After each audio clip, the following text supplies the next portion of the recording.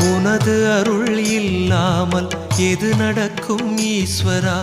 பௌர்ணமியில் பக்தியுடன் கிரிவலமாய் வந்திடுவோம்.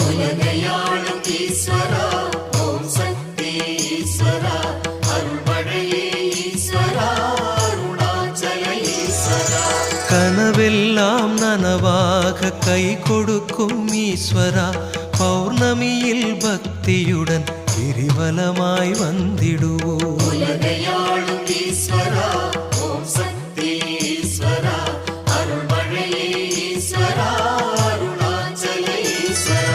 மனமுருக வேண்டிக் கொண்டால் மனமிறங்கும் ஈஸ்வரா, பௌர்ணமியில் பக்தியுடன் கிரிவலமாய் வந்திடுவோம்.